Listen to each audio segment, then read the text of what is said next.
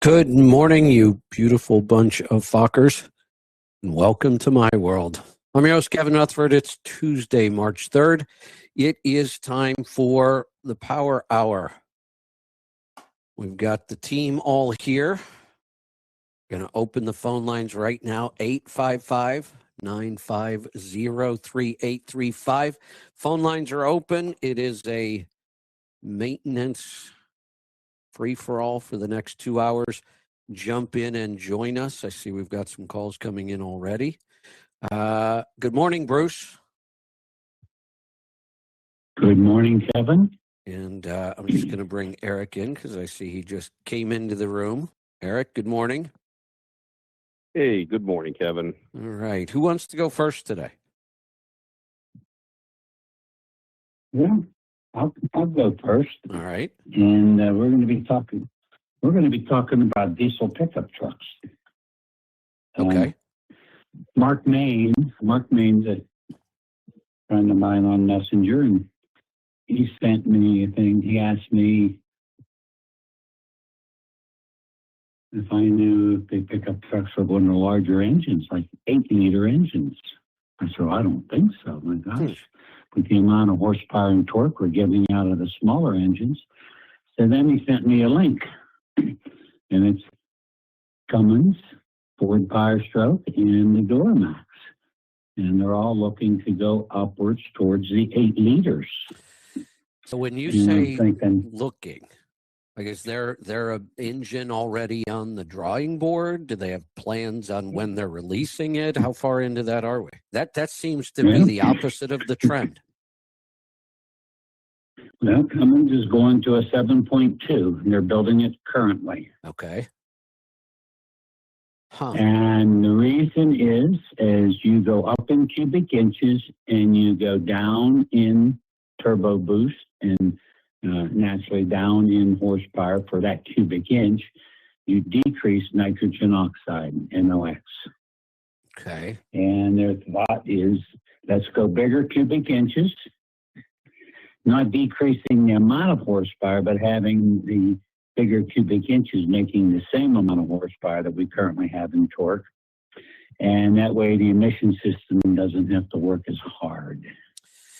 So it's interesting because the trend around the world, I mean, as everybody else, for the most part, builds smaller engines with higher horsepower. We tend to be in the U.S., we like big blocks and that kind of stuff we always have. They're getting incredible amounts of horsepower and torque out of small engines. But there was also the trend, remember during emissions, they went bigger because they almost had to. They were having trouble meeting the emission, like the Series 60 went from 12.7 to 15 liter, the DD15. And that was because it was harder to get the emissions right on the smaller engines. I thought we had overcome all that, but maybe not. Maybe we're seeing that in pickups now. Interesting. It is interesting. And, you know, I was shocked whenever Mark sent that to me.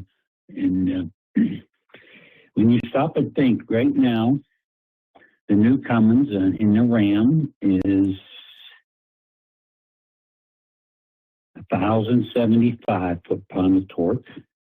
The Duramax is 975 in the GM and Chevy, and the Ford is 1,200. When I got into the engine business back in 79, we didn't have this much torque out of a Class 8 truck. No, you're right. You know, Yeah, we had you're 318s, NH250s, and the 270s came out, right. and the 335s. So the Ford now is Ford F450 has a max towing rate of 40,000 pounds.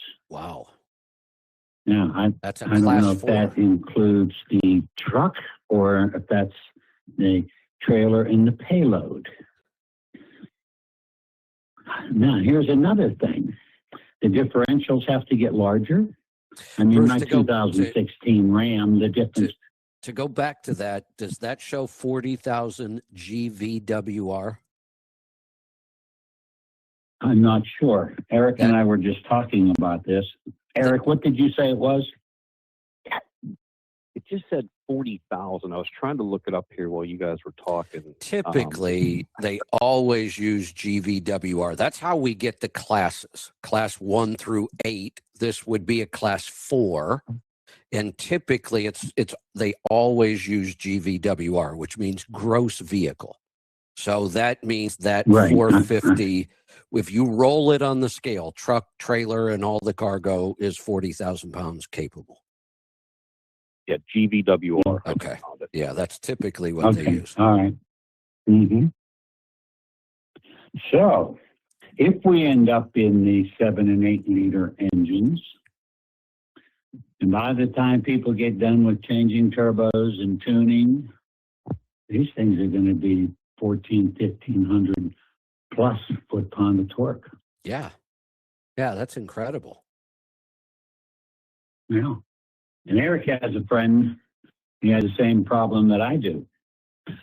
I burn through drive tires on my truck, and I drive easy. Yeah. 12,000 miles towing the trailer in the Rocky Mountains. It's all that torque. And I've slowed down, Kevin, since I've turned 77 years old. I slowed down a little bit. And but the truck just goes up the hills pulling the trailer so effortless that you don't realize it. And you know, I'm 950 on the torque. Just think it. Josh Schaefer and I were going to tune it at the snowmobile conference and take it up another 100 horsepower and 300 foot-pound of torque. And I changed my mind. I said, if I'm having tire trouble now, what would I have if I was at 1250 foot-pound of torque? Yeah, and tires aren't cheap these days. Holy so cow. No, it's $500 for 2 tires. So the other thing is, when you go to larger cubic inches, we need bigger air filters. Yeah, good point. We need bigger differentials, bigger transmissions. Yeah. I think Kenworth and Peterbilt just get in the bandwagon and make, well, they do. They have that, Kenworth has the T300 if they still have it. And that's what we're coming down to with these pickup trucks. Well, that T300 is a class 3. That pickup truck's class 4. It's got a higher weight rating. So, yeah, in essence, they might as well build a pickup truck. So, anyway, it was interesting. But here was something interesting Bruce, that people don't know. To go back to that for just a second, my first RV that I bought sight unseen from David Counts just to see if we were going to like the RV thing was a 38-foot RV, diesel pusher. It had the 5.9 in it. Mm-hmm. And they made up for it. Oh, I think I had like 480 something gears. Because you had to. There just wasn't enough horsepower. And if you put a trailer behind that thing, which I did, it was a bit of a struggle. We used to give them an extra 125 horsepower, and people loved it. Oh, I could have used that in mine. up That's so many of those. You should have called me.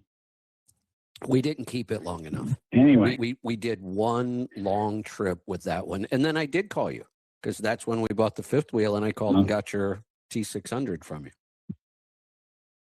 Oh, okay. Did you know back in around 1990, Ford and Cummins was working on a 5-cylinder? The 6-cylinder B engine, the 5.9, was a little too long to fit in the truck. And so Cummins built a 5. And I saw the plant where they were building it. And then they had the engine built. And did you know the 5-cylinder is the smoothest running inline engine versus the 4-cylinder and the 6-cylinder? Doesn't, because it only has one piston at top dead center at a time. Doesn't Hummer have a 5-cylinder? I don't know. I know Volvo cars did. I had some. I think Hummer may still have a 5-cylinder. One of the engines I remember, and this goes way, way back when I was into motorcycles, Honda built a 5-cylinder race engine that ran at 25,000 RPM. Yeah. Yeah. So the 5-cylinder B engine that was built for Ford made 200 horsepower and 500 foot-pounds of torque, where the first B that came out was 160 on the horsepower and 400 foot-pound of torque. It was very interesting. Yeah, it is. Yeah. So that's what I have for today. All I right. had a great week skiing with grandchildren and my daughter and son-in-law last week. It was wonderful, except we had no new snow, not a flake the whole week. Oh, So you're we kidding. started out with very crispy snow in the morning and very soft snow in the afternoon and 50 degrees, and that's just too warm to ski, but we still had a great time. And it was nice to see, and when I taught my daughter when she was 3 years old, and now she has her whole family skiing, and the grandchildren are 5, 7, and 9 and skiing very well. In fact, the 9-year-old, they have an instructor. He took us down through the trees, and it was brutal. It was towards the end of the day, but the grandson, the 9-year-old, just whipped right through there, and boy, did I struggle. I didn't struggle as much as my son-in-law struggled, but he's still fairly new at it, and it was tough. But overall, it was a great week, and it's nice to see what happens. You know, there's something else in life. Hey, Bruce, And I need to go back to something. This is interesting. So I just asked AI to tell me about the 5-cylinder Hummer engine. And it was a GM engine, 3.7 liter, 5-cylinder, 20 valves.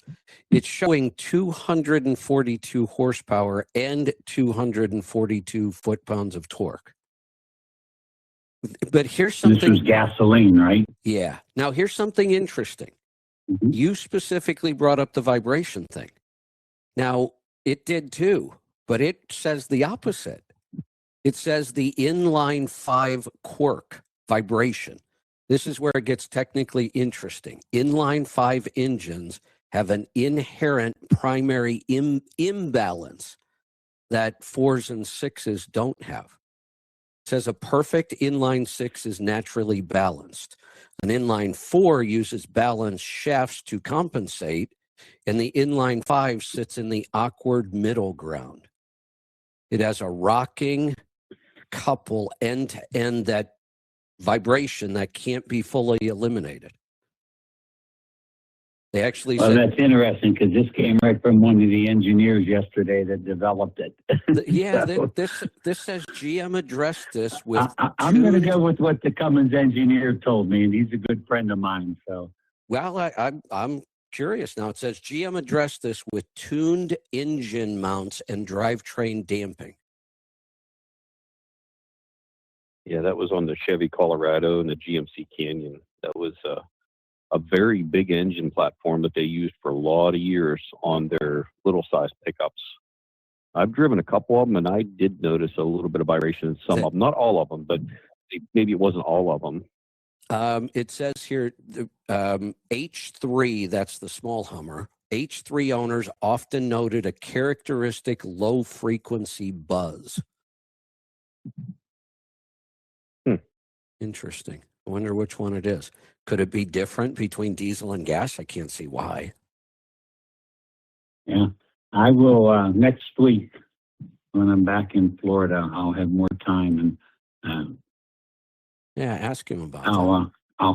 I'll call Mark again and talk to him about that. But you know, he's still a sharp guy. He's only 4 years older than me, and he remembers a lot of this. So, and that 5-cylinder I had, 5-cylinder turbo in an R-car Volvo, Okay. was phenomenally smooth. It was extremely smooth. Huh. Interesting. My Saab 9000 Aero that I had in '96, that was a 4-cylinder turbo. And my gosh, I hit the Eisenhower Tunnel one day in that thing, I think at 138 miles an hour. And for a 4-cylinder, it was so impressive. And going out to, not to Moab, but Lake Powell, on the 2-lane roads. We were cruising along at 138, and the buzzer went off. It scares you. 138, the buzzer scares you a little bit. Yeah, but it does. You think something's wrong. Yeah.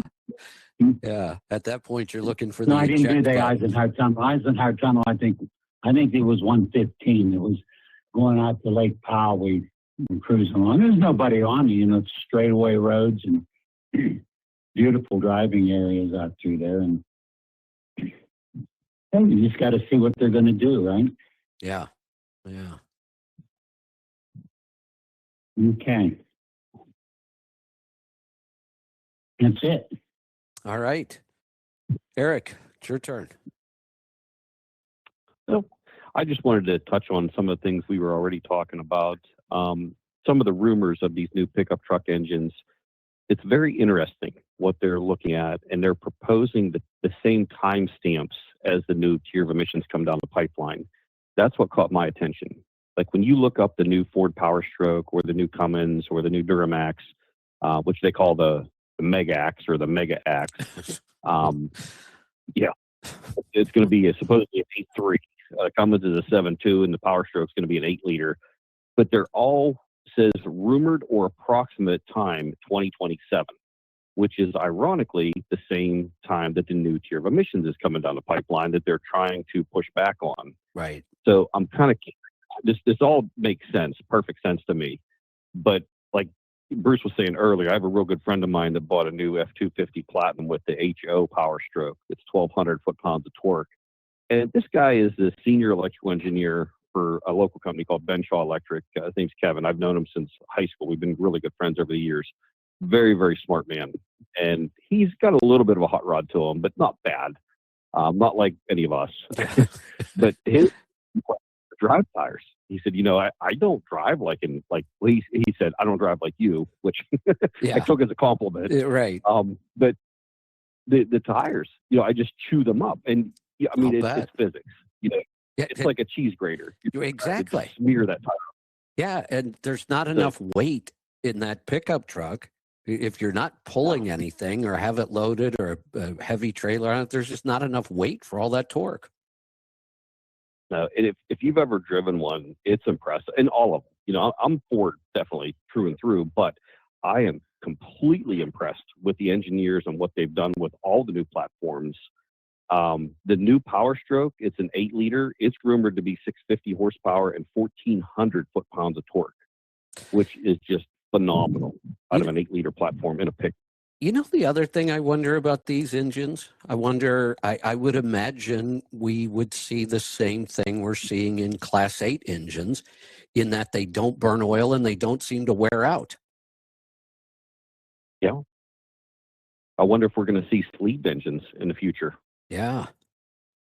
Interesting. That would be interesting. Yeah. I would love to see that. I know I follow what kind of engine? A sleeved engine instead of a Ford block, because I follow a lot of the race car stuff with the Coyote platform from Ford, the 5-liter, the LS markets, and then even the new Hemi, the Dodge. The power numbers they get out of these cars are just phenomenal. It's nothing to get 12 to 1,500 horsepower with a turbo in stock blocks. Yeah, and that's crazy. And they can go to like a 5.2 liter. Now they make a tall deck aftermarket block for these things. There's one guy by the name of Brett LaSala. He runs a Coyote platform that makes over 3,000 horsepower. This car, it literally runs a 5-second quarter mile, and he street drives it because he does a lot of these drag and drive events where you have to drive to each track for 5 days and then run your quarter mile pass. A 5-second quarter mile pass, 3,000 horsepower, driving down a 4-lane highway, towing a trailer too, because you have to carry all your tools and accessories and everything. That's pretty incredible. Yeah. But there's been really weird things in the history too. Like one of the things I was looking up the other night, Volkswagen made a 5-liter W10 engine. Have you ever seen this? Say that again. Volkswagen made an experimental W10 engine back around 2001, 2002. But they did produce them. They did make a couple. There's a couple out there. Have you ever seen one? No. I saw those race at Pikes Peak.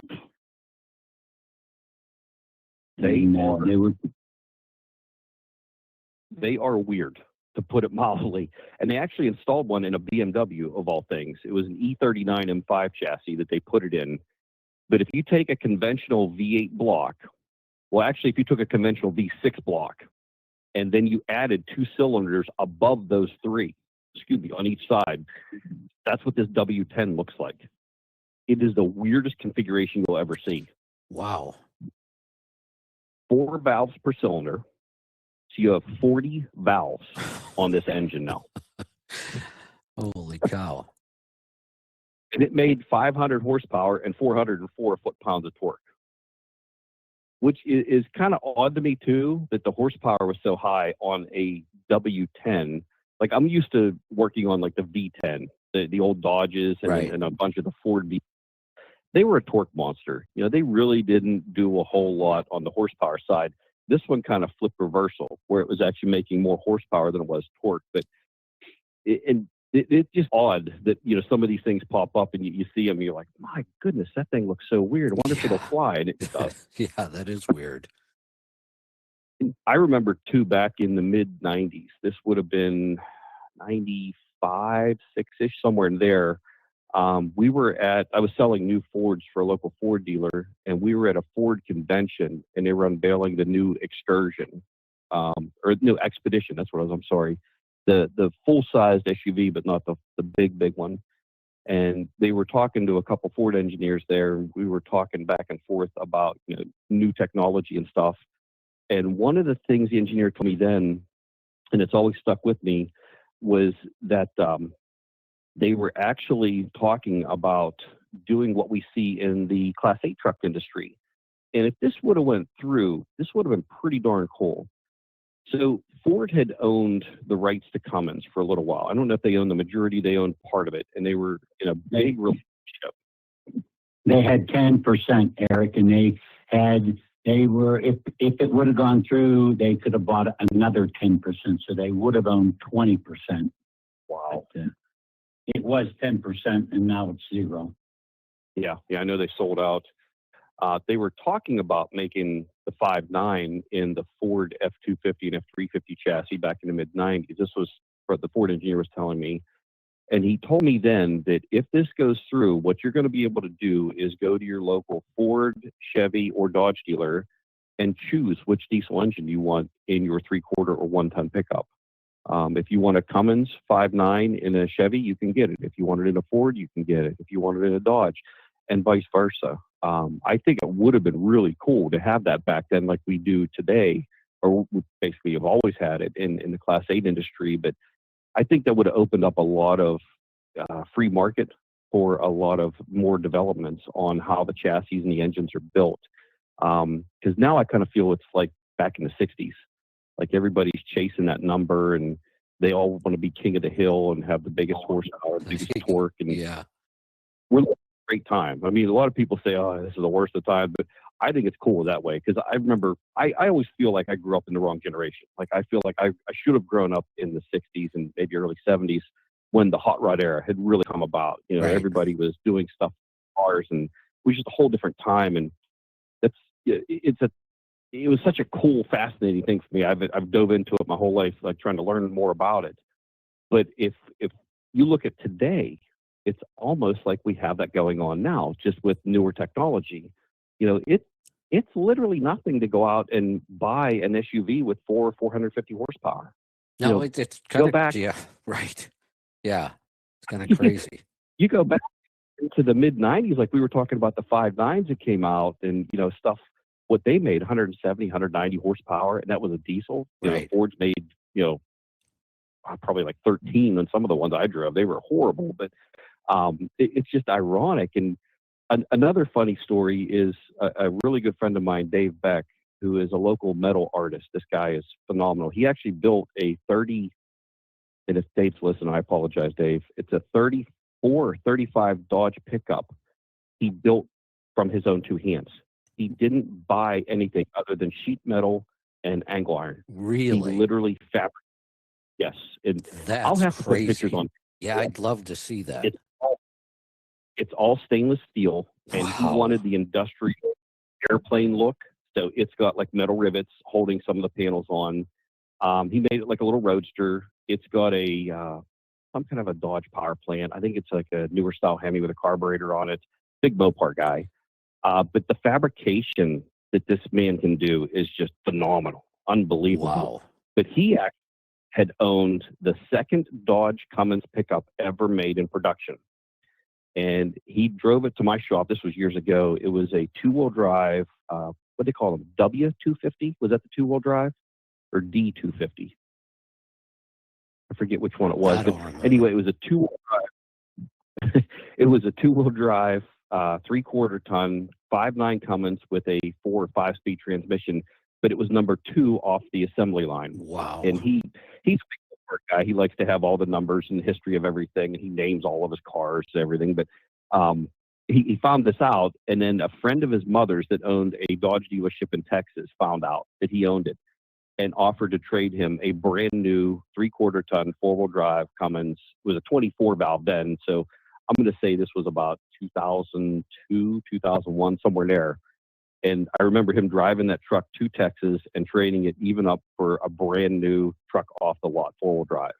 And that guy has it on display down there still to this day. I think it's got like 50 or 60,000 original miles, all original. It's just so cool to see that. But then you think back in '89 when that truck first rolled out, this was state of the art. Man, Yeah. This is cool. It's got 100 power. And now, comments, his Kia Stinger has 275 horsepower, 4-cylinder turbo. You know? It just. I think we have motocross bikes with that kind of horsepower these days. Yeah, we do. I know, it's just crazy. It's a fun time to be alive. It is. I like challenge. I like seeing companies not go after each other, but just kind of compete. And then we get to profit from it. We get to prosper from their doings of this. Absolutely. It's cool. It's a lot of fun. Yeah. All right. Did you go over what you have in the shop? I don't think we did. I did. Let me see here. So we have a 99 Mac. No, I'm sorry, I read that wrong. 99 Kenworth in here. We're doing an in-frame on. It's got a, what is that? A 5DS. So that was the predecessor to the C16. It's a 15.8 liter 40-pin ECM. Okay. Really cool engine though. Yeah. They didn't make it very long, but they were a very cool engine. Interesting. And then we also have a Peterbilt. My computer froze up, so I'm trying to go off memory, and I have zero sleep last night, so bear with me here. Yeah. Built with a pack car in it. And this is from Mike DeLulu. And Mike owns DeLulu Trucking out of DuBois, PA. They have about 52 or 53 trucks. He also used to own the beer distributor on the way to my camp, so I'm very familiar with this family. Good people. But he bought one from California that was a very good price. It has a pack car in it, an MX-13. And it's a 2010 or 11, which was kind of odd because back then you could get a pack car as a PX or an MX. If it was a PX line, it's just a rebranded Cummins. You can pretty much do anything Cummins you need to on it. If it's an MX, line, that is a true, genuine pack car. This one came in for low power, and pack cars are kind of notorious for being kind of quiet and smooth, like like what we were talking about, those inline fives. This one is not. It's definitely not smooth, and it's definitely not powerful. So we're going to put it on the dyno and check it out. But I'm pretty sure he's got 2 liners that are scored, or it's just old. You know, it's got some time on it. We are also finishing up touches on that C16, or I should say a 16-liter Cat that Bill Kirshner sent us for his pulling truck. It's going to be a monster. We're going to be doing a lot with it, but the final touches of it, Rock's finishing it up today. He has our ported and polished ceramic manifold on there with our stainless steel spacers and the stainless steel hardware. This one has an ARP head stud kit on it, which are ridiculous torque numbers on those head studs. They were like 400 and some foot-pounds of torque. Ooh. Which we found a little bit easier because we were talking about that, and I'm thinking, man, if you ever had to do that in a chassis of a truck, and you're standing on it, and that socket breaks or you go flying behind you, that's going to leave a mark. So You're not kidding. what we have are rotating engine carts. You can spin the engine over. So we actually spun it so that it was vertical, and you're just pushing down on the torque wrench, and it made it so much easier. Oh, I'll bet. But it just looks so beautiful. That cat yellow, the shiny black valve covers, and that stainless steel manifold.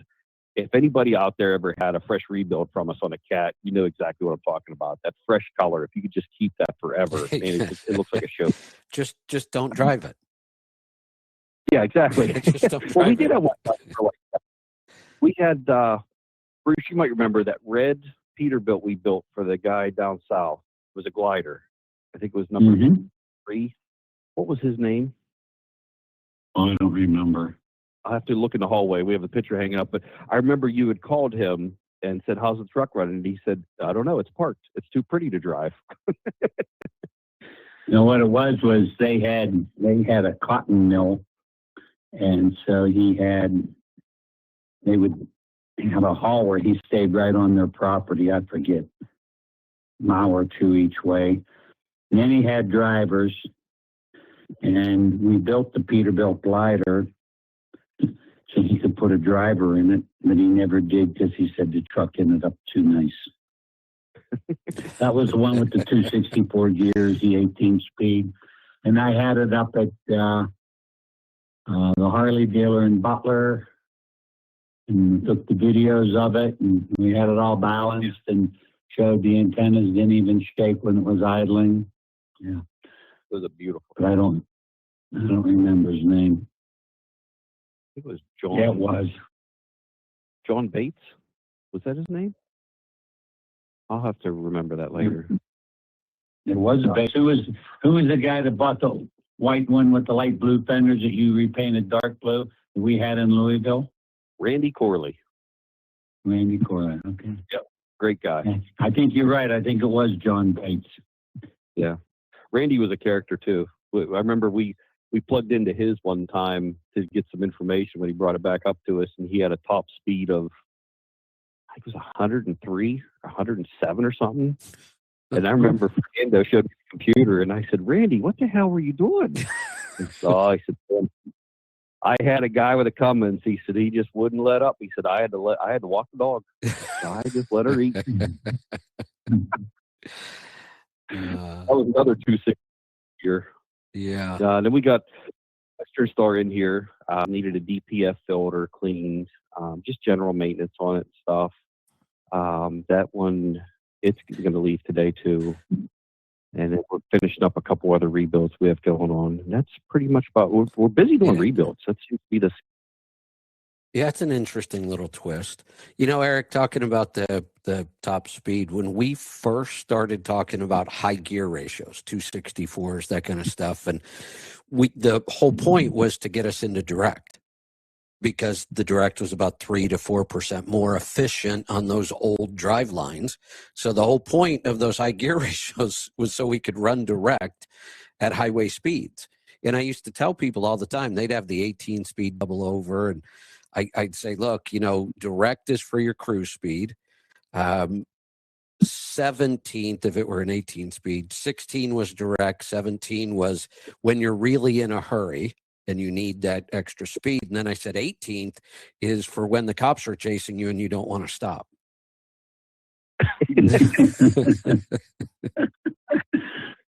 Or and you're empty, or just want to have some fun. Right. I used to have a shift knob in one of my old Comet I had. It was a Hurst 4-speed. It had the classic white 4-speed shift knob on it. I remember that well. But it said 1, 2, 3, and then in the 4th gear position it said county jail. I found it at a swap.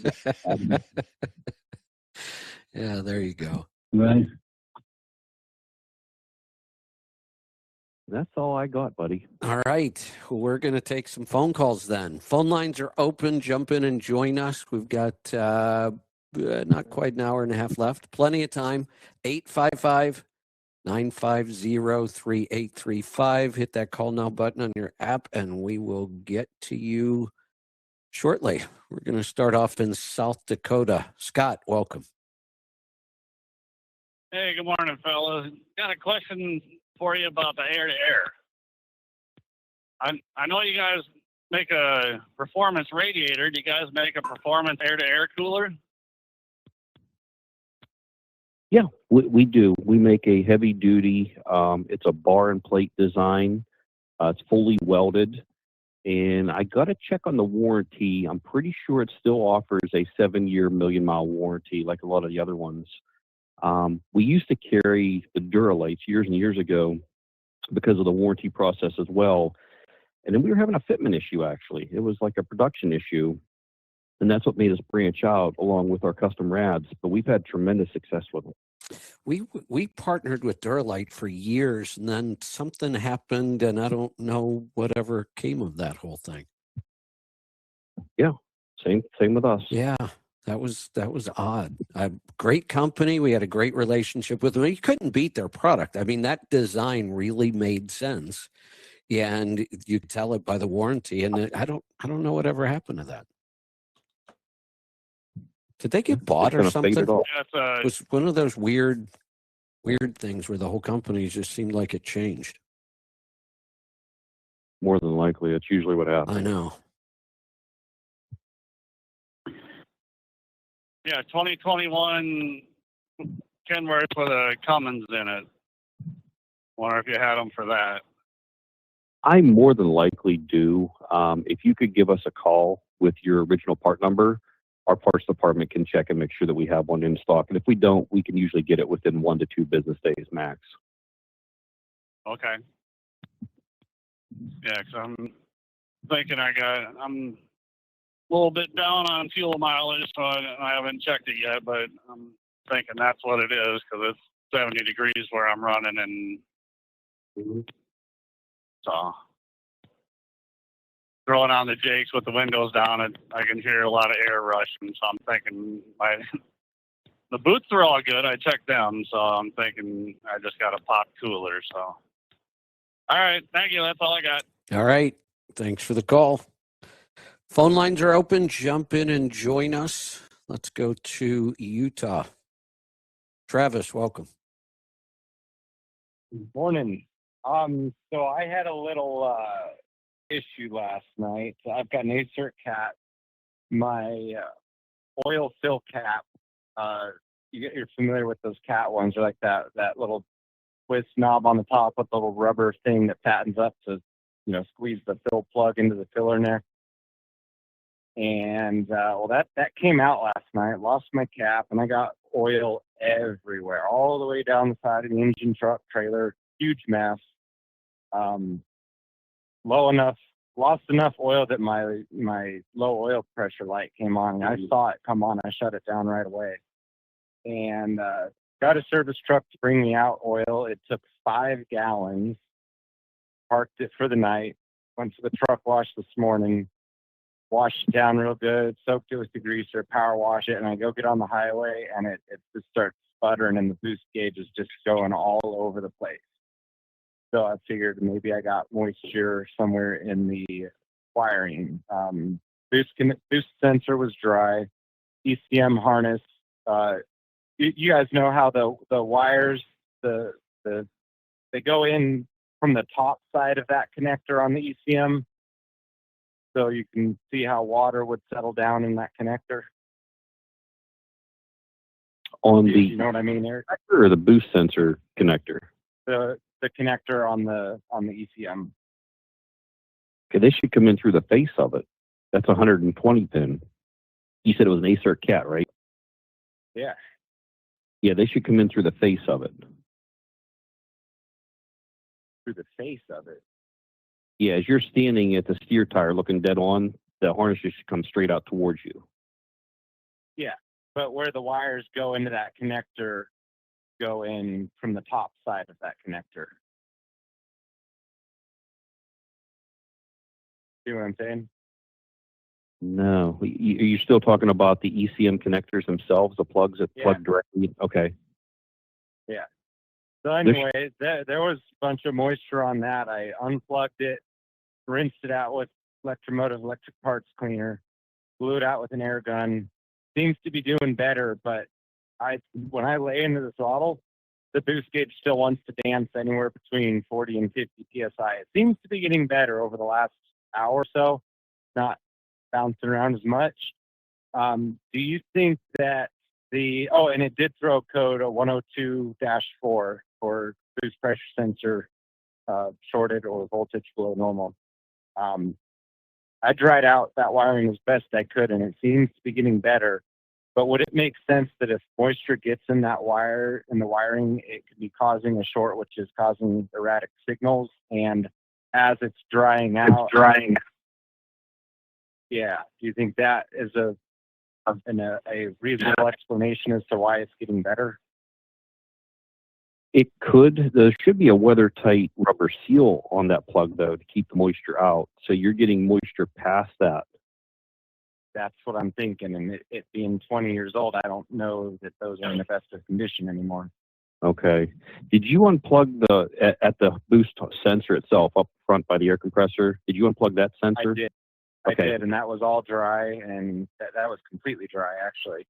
Okay, that's the triangle. Inside the plastic connector of the ECM connector is where there was a lot of water. Okay. And oil. I mean, that was soaked in oil too. Okay. Then yeah, you're getting oil is wicking down there because the wires will actually act like little channels for any kind of fluid. Yeah, it's like a wick. They'll absorb it pretty much. Exactly. Yep. Yeah, I would say dry that out as best as you can with some, like what you did, electric contact cleaner, brake cleaner if you don't have that. Blow dry it out with compressed air if you can. Maybe try to put a little bit of dielectric grease in there too. But you're probably going to need either at least the weather pack, which what they call the rubber seal in the back, or you're going to need a new harness. Now, if you do the weather pack on the back, you literally have to unpin every single wire out of those plugs. I'm leaning towards the new harness anyway because I have found other areas of this harness that are dry rotted right through the sheathing to where you can see copper, and it's it's 20 years old. So change the harness, and that more than likely will fix all your problems on that. Then, if you have one bad spot in a harness like that, I'm glad you put it that way because that's something a lot of people say to me on the phone is, should I do this? Should I not do that? Look at the whole picture. The harness is 20 years old. There's a couple bad spots in it already, and now it's causing you problems. It's not going to get any better. Just replace it. That's the best thing you can do. Gotcha. Did I lose you guys? No, we're here. I'm here. Hello? Oh, there you are. Okay. I'm in southern Utah in the mountains now. So. All right. Well, that was what was on my mind this morning. And like I said, since I've been on hold, it seems to have gotten significantly better. So. Good. All right. Travis? Yeah. Travis, did I give you the phone number for the airplane pilot that wants to get into trucking from South Africa? Oh, yeah. Yeah, that'd be great. Now, did I give you that information? No, you didn't. Okay. I'll have to send it to you. He's in Chile right now, so in another couple of weeks he'll be home in Houston, and he would appreciate a phone call. Okay? Sounds good. All right. All right. Thanks for the call. Phone lines are open. Jump in and join us. 855-950-3835. Hit that call now button on your app. We've got space. Let's go to Alabama. Mark, welcome. Good morning. So a couple of weeks ago or so, I called and I was talking about the range piston in my transmission. Well, it wasn't the range piston. It ended up being the synchronizer. So I got in the shop and I called this one company in Houston that is a Eaton authorized dealer. They referred me to a shop to have my transmission removed. And after talking to that guy, they said, well, we don't use that company anymore because their prices are extreme. So we use this other company called Davis Truck Parts. And I know they're an Eaton authorized or dealer because when I was looking for the kit to rebuild the range synchronizer, they actually had it, and I talked to them. But anyway, so I got in the shop, and they removed the transmission, sent it off to be repaired, and they're like, well, it's going to be $2,600 to rebuild the rear end of the transmission. I didn't even know a transmission had a rear end. So there we are. And well, I ended up going ahead and getting a completely Reman transmission for $5,000. They wanted more, but we asked for $5,000. They agreed to $5,000. So they put it back in, 2-year warranty. Get out, run over, go to Louisiana, get to a dealership, look down while I'm unloading. I have oil all over the ground. I end up back over there in a day and a half, and they're like, look underneath there, and they're like, yeah, we got oil coming from somewhere.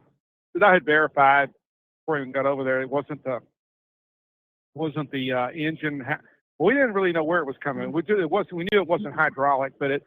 So what ultimately happened was they took it out, sent it back down. They used the warranty, resealed it, and the transmission people were like, we'll check the PTO, and it ended up there was some issues with the PTO blowing air into the transmission, and apparently it blew the main seal out. So we ended up putting a new PTO in, which is about $962, and they did all of that under warranty. It didn't cost me anything, just downtime. A couple of days last week, and everything's going fine. So I have a new PTO, and I think the ultimate cost was like, $5,000 for the transmission, $2,400 in labor, and $962 for the PTO. And one of the things I found out is that, and I don't know, I guess this is, I don't know. All I know is that on Reman parts, this guy said it runs dependable diesel in Houston, which I didn't even know existed until all of this. We've had a business for a long time. That Reman parts are tax free. At least they didn't charge me any tax on Reman parts. I didn't have to pay any taxes on the transmission. So, but I've known two other people right now out here that's had transmission issues in the last couple of weeks. And I don't really hear a lot of talk about transmissions on here that often. I guess it's one of those things that's kind of separate from everything else. But anyway, mine lasted almost 1 million miles, but the synchronizer went out. And I give props to David Counts for me talking to him, and he pretty much called it when I told him what noise it was making, because it was when I was trying to go from low range to high range. There was a burr in the, and it was like the lower the RPMs, the less the burr, but it didn't happen on the way back down. So anyway, that's kind of what's been going on with me. So hopefully that's the last transmission I'll have to put in this truck. It's the only one I've put in this truck. So it was just seemed to be more cost effective to go ahead and have it all done rather than get out here and have to be towed like somebody I know got towed the other day. And the tow bill was $2,400 to get towed from Hillsboro up into Dallas. Yeah. Well, I think he didn't. I don't think he shopped his tow. I don't think he shopped it around enough, but that's his business. Yeah, that's a big hit. Yeah, and then his bill is going to be $14,000 because whatever it took out the clutch and everything else. It was one of those auto shifting on a Cummins Peterbilt car hauler, and it took out.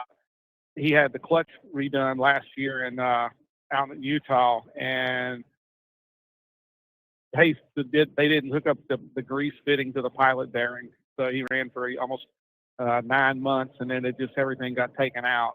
He didn't even know that he was greasing it, didn't even know that it was just going into nowhere, into the void. So goes to the whole thing is that there's a lot of dealerships and shops out here that do less than quality work, and sometimes you have to find out the hard way. Mine was just a wear out. Yeah.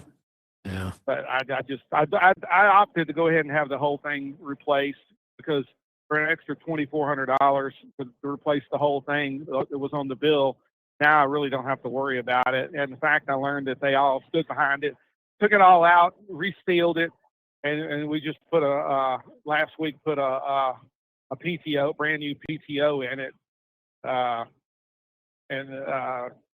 so now all that, I don't have to worry about that anymore. At least for, I guess anything can fail at any time, but the odds are it probably won't. So there you go. Just a little information here. A little information about transmissions that I really didn't even know that much about. I mean, I knew they're there and we have to use them and part of everything, but you know, when it happens, it happens, and it's like if you drive one of these long enough, it's going to happen. So that's for sure. Anyway, that's Speaking kind of of all I that, got this morning. yeah. Go ahead. Mark, were you familiar with the company called Transaxle? No, I was not. They were kind of nationwide. I know they were in Denver. They were in Pittsburgh. They were only about 11 miles from us. I don't think they made it through the Biden era, and they're gone now, and that was a good supplier for us. So, yeah, it can be tough times right now with transmissions. Yeah. Well, these, I found these two shops in Houston, one of which I knew of before because when I bought the old Freightliner I had, I went there to get some transmission oil because somebody over there I was using back then said, "We'll go over to Chalk and Randy's and get some transmission oil." And I knew that they were an Eaton dealer, but I was looking for a rebuild kit for the range piston, which I learned about, and which was only $20. I mean, $19.99 for a rebuild kit, which is just O-rings. And now the first place that it popped up was a place called David's Truck Parts, and which is in Houston and San Antonio, and it's a truck parts, but they also are an Eaton authorized dealer. You know, they do rebuilds and seem to have a really good reputation around the area. And I mean, you don't need a transmission until you need a transmission, and then it's like, okay, I need a transmission, and it's like you always hear these stories about how expensive they are. Well, I've given you one because the transmission this guy needs was $7,000, and mine, like I said, mine was, they wanted 52, but we said, hey, will you do 5,000? So they did a flat 5,000 on it. And it's like, my only advice to anybody listening to me is that don't go to a dealership. I mean, because they're going to either get a transmission from one of these places and they're going to mark it up astronomically and sell it to you, or try to find a place that if you're in a bind that will take it out and deal with somebody that has experience. And I guess the only way you can do that is by research, which is what I did, because I knew I had a problem there for several weeks. I had this noise, and you know, you get a noise out here and they don't get any better and it doesn't go away. So, you know, I think the sooner you address a problem, whether it's your transmission or anything else, it's probably going to be the cheaper it's going to be. Which is why I got an oil change coming up here next week. An oil sample. I still have an OPS filter and an oil sample kit here. So the oil change, check all of that, see where we're at right before 1 million miles. And you know, you do the things, the OPS, the catalyst, and everything that that's promoted here. It really works. And if it costs a little bit of money, but in the long run, it'll extend the life of your engine. I mean, I'm firmly convinced of that. I know of 4 people in the car hauling business with Cummins that have all had rebuilds or more rebuilds around the 500,000 to 600,000 miles or just out of warranty. And I got this DD13 that's still ticking along here just before 1 million miles. And I had everybody look at my oil sample and I said, nasty, and really don't have any wear metals to speak of at all. So, I mean, Eric looked at it and, you know, like I said, using the OPS and everything else out there, it's like, here we are. And I'm just, you know, moving along with this, I call it my lowly DD13. So but it seems to be So Mark does, a very durable engine. the guys that are having the problems, did you educate them about the max mileage and the flash point? Well, one of them won't listen, but Yeah. yeah, some of them do. One didn't, one did, some do. It's like, you know, Yeah. I don't know. I mean, I sat here and listened to you all for years and years and years, and you know, when it came time to get out of my stupid ass decision pickup truck that I was running out here, you know, I went with I decided to go with the Detroit platform, and to do the Detroit platform in car hauling, you're in a Western Star, so you know. Whether it's by luck or just whatever, it's just seemed to be a really durable engine here. And, you know, a lot of people in the car hauling business, they get into the thing, well, I don't know why, that's just a Peterbilt, and it's like the Peterbilt mentality. And I mean, whether that's, you know, its own personal choice, but you're either with a Cummins or a PACCAR. And I just decided to stay away from those, and just, you know, after listening to everybody here for several years, and I'll talk about, you know, Detroit all the way back from the Series 60. It's like, yeah, you know, it seems to have just been a really well designed engine, and the more advanced it's got, the, you know, I mean, really, I mean, I'm starting to use some oil now, but I don't really use any oil, so to speak of, and so that, you know, I just, that's how I came to my decisions to do what I did. It's just, you know, with the Detroit platform, and you know, anyway, this is my situation, and how I came about some decisions out here. So, all right. But you know, like I said, I called about transmissions because just let everybody know that, you know, you don't know when it's going to happen, but it's something to be aware of. Because I always was like, the back of my mind, I'm like, you know, one of these days I'm going to deal with a transmission. It was like, you know, it's kind of like a scary boogeyman in the background. It's the transmission. You know, I mean, I always heard, even with passenger vehicles and cars and pickups, it's always like, they're not cheap to repair, and you got to go to a specialist, because it's like, it's that one part of the whole system that's like requires a certain specialist, because I guess that's how specialized it is. So, all right. Anyway. All right. That's all I got today. Good stuff. We've got some lines open. I've got one call on the board. We're going to grab it. When we run out of calls, we're going to wrap this up today. So it's up to you. Let's go to Tennessee. Dennis, welcome. Hey, Kevin, Bruce, Eric, how y'all doing? Good. What can we help you with today? I have just an easy question. So we put the second gen OPS filter system on the on my Peterbilt 579 this winter. I'm getting ready to do my first oil analysis and draw. Just wanted to verify the process. Should I change the filter directly after the draw? And then also, how much oil do I, and if I do, how much oil do I put into that filter prior to spinning it back on? Okay. So the filter, you want to try to get as much as you can if you have to. It's not a big deal. It only holds like a quart, maybe.